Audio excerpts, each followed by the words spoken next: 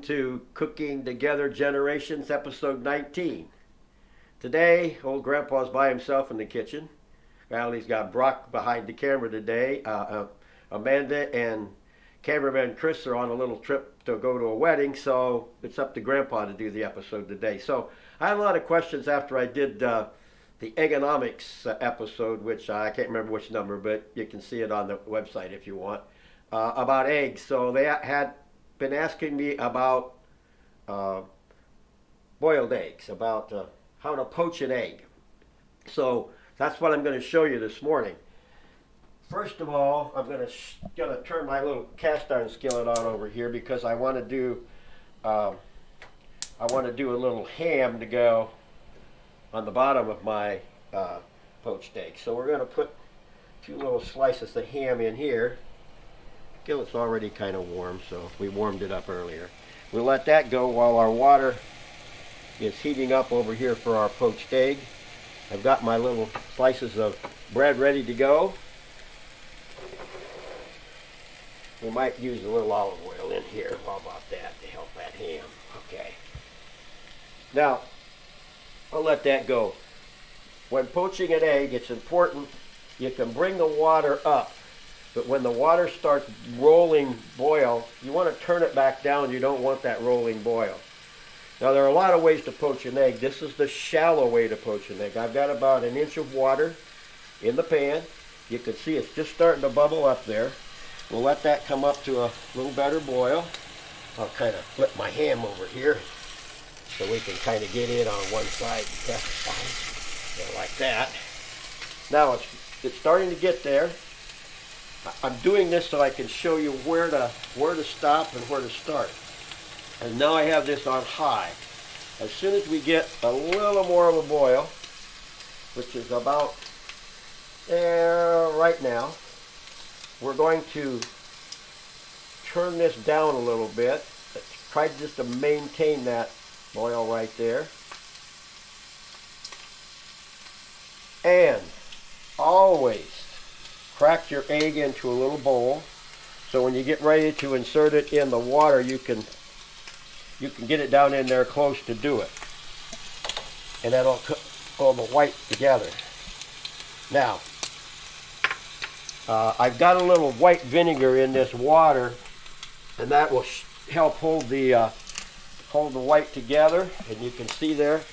Now, it's going to kind of sit on the bottom, which is fine. In about 1 minute, approximately, it should start to separate from the bottom. And when it starts to do that, we can take our next step there. So I'm going to finish up with my ham here. In fact, I'm going to give this just a little shot of balsamic vinegar, like that, just a little bit.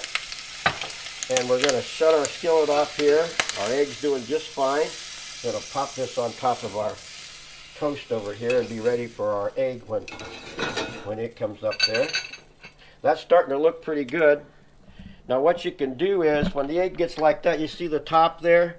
You can take a little water and just kind of put it over the top to kind of finish the egg off.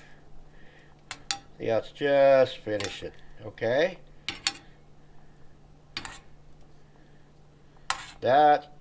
Now, again, it's up to how you like the egg. I don't like them overly cooked. I like them a little soft. So, as far as I'm concerned, that's about ready for my taste.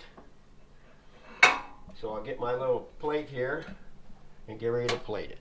Now this is the tricky part. This is the only tricky part. Got to go in there and get that egg. We don't want to break it. A sieve spoon like this is great. Now see, I've got it so it can drain. Whoop, I lost a little white. Well, I'll get it there. I'll forget it. Okay. And that can go on top of my ham. I'll turn my burner off. Now we'll finish it off like we always do. We have to have a little Parmesan on it. A little pepper. A little salt. And just for pretty, now you can garnish it with any kind of a herb, but I just happen to have some parsley here. And there we are. There's breakfast for one at Grandpa's house. In fact, I have that about once a week. Got a couple other egg recipes I'm going to do for you in the future. We'll do some more Eggonomics. Let's call this Eggonomics 2. We'll do Eggonomics 3 down the road here, but I wanted to talk to you just a minute. Everybody knows the story of the cookbook and why the cookbook. You know, that Joyce and I did this. She passed away from breast cancer. We're doing the cookbook to support breast cancer. But I have some questions. I had some questions by people about, well, what exactly is the cookbook? What kind of cookbook is it? Well, first of all, there's about 200 recipes. There's 200 pages, but there's 200 plus recipes in the book from Joyce and I's collection of over about 15 to 17 years. When we had cookbooks, we were always having a problem with how do you set them up, how do you protect the pages, and all those kind of things. So this is a cook's cookbook. It's a workbook. It's a binder. It's in a loose leaf binder. You can take a page out. You don't have to have the whole book out. In the back of the book, there is an easel which you can put the recipe in and stand it up. The book lays flat, so if you don't want to take it out, you can lay the book over flat. It'll stand up in a holder. So remember, it's a cook's cookbook. It's a workbook. If you want a pretty book with pictures you want to lay on the coffee table, this is not that book. Other than the picture on the front's pretty, and the picture of my wife on the back is pretty, but there's a picture of me inside that's not pretty. But the recipes are about one, well, there's a few pages where there are no more than 2 recipes to a page. Most are 1 recipe to a page. There are interesting food facts on every page, and there are cooking tips. And this one right here just happens to be talking about cookware, cast iron, and those kind of things. So that's the cookbook. So here's the story, folks.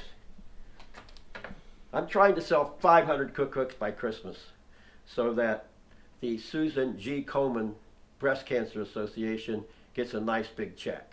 So I want you to help me out. Thank you to all of you who've already ordered a cookbook. Think about some cookbooks for your friends for Christmas. Great wedding gifts. A great wedding gift. In fact, for a wedding gift, you can buy a cookbook. You can go online and you can get each one of the wedding couple an apron that says Cooking Together. So think about those things. Help me get the 500 books. Again, thank you for watching us. Thank you for all your comments and all your comments about the great articles that Marshall King had in both the Goshen News and the South Bend Tribune. So keep cooking together. Thank you.